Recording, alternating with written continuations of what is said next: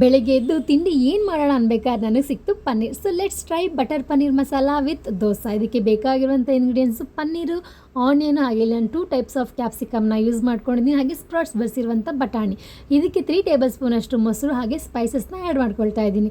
Red chilli powder, ಧನಿಯಾ powder, Kashmir red chilli powder, garam masala, ಸ್ವಲ್ಪ ಶುಂಠಿ ಬೆಳ್ಳುಳ್ಳಿ ಪೇಸ್ಟು, ಕಸೂರಿ ಮೇಥಿ, ರುಚಿಗೆ ತಕ್ಕಷ್ಟು ಉಪ್ಪು, ಅರಿಶಿನ ಇದಿಷ್ಟನ್ನು ಹಾಕಿ ಚೆನ್ನಾಗಿ ಮಿಕ್ಸ್ ಮಾಡಿ ಇದನ್ನ 5 ಮಿನಿಟ್ಸ್ ಮ್ಯಾರಿನೇಟ್ ಆಗಕ್ಕೆ ಬಿಡೋಣ. ಈಗ ಇನ್ನೊಂದು ಬಾಣಲೆಯಲ್ಲಿ 1 ಟೇಬಲ್ ಸ್ಪೂನ್ ತುಪ್ಪ, 2 ಟೇಬಲ್ ಸ್ಪೂನ್ ಅಷ್ಟು ಎಣ್ಣೆ. ಇವಾಗ ನಾನು 2 ಆನಿಯನ್ನ ತೊಗೊಂಡಿದ್ದೀನಿ. ಚೆನ್ನಾಗಿ ರೀತಿಯಾಗಿ ಫ್ರೈ ಮಾಡ್ಕೊಂಡು ಸ್ವಲ್ಪ ಶುಂಠಿ ಬೆಳ್ಳುಳ್ಳಿ ಪೇಸ್ಟು, ಮೇನ್ ಇಂಗ್ರೀಡಿಯೆಂಟ್ಸ್ ಬಂದು ಕ್ಯಾಶು, ಆಲ್ಮಂಡ್, ಗಸಗಸೆ, ಸೋಂಪು ಇದಿಷ್ಟನ್ನು ಹಾಕಿ ಚೆನ್ನಾಗಿ ಫ್ರೈ ಮಾಡಿ ಸ್ವಲ್ಪ ಕೊತ್ತಂಬರಿ ಸೊಪ್ಪು ಹಾಗೆ 3 ಟೊಮೆಟೊನ ನಾನು ಇಲ್ಲಿ ಹಾಕೊಂಡಿದ್ದೀನಿ.